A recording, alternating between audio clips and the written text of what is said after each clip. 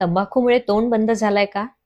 तिखट खायला त्रास होतोय, तोंडाची आग होतीये, करता येत नाहीये. काय कराल? तर हा ओरल सबम्युकस फायब्रोसिस हा आजार असू शकतो, ज्याच्यामध्ये गालात तंबाखूमुळे चट्टे पडतात आणि तोंड उघडायला त्रास होतो. पण घाबरून जाऊ नका. याच्यावर उपचार होणं पूर्ण शक्य आहे. या उपचार पद्धतींमध्ये गालामध्ये वेगवेगळ्या प्रकारचे इंजेक्शन्स, तसेच अत्याधुनिक वेदनारहित लेझर उपचार पद्धती. या लेझर उपचार पद्धतीमुळे तोंड ताबडतोब उघडते.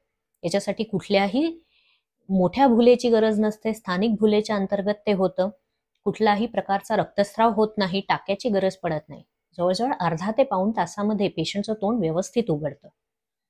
तुम्हाला जर ओरल सबम्युकस फायब्रोसिस असेल, तर एक गोष्ट तुम्ही कायम लक्षात घेतली पाहिजे, की ओरल सबम्युकस फायब्रोसिस या आजारात पुढे जाऊन कॅन्सरचा खूप मोठा धोका असतो. त्यामुळे या आजाराकडे दुर्लक्ष अजिबात करू नका. याच्यापैकी कोणतीही लक्षणं दिसत असेल किंवा तोंडात जखम झाली असेल, तर जरूर ओरल मेडिसिन स्पेशालिस्टचा सल्ला घ्या. लक्षात ठेवा, लवकर निदान हाच बचावण्याचा सगळ्यात मोठा उपाय आहे. धन्यवाद.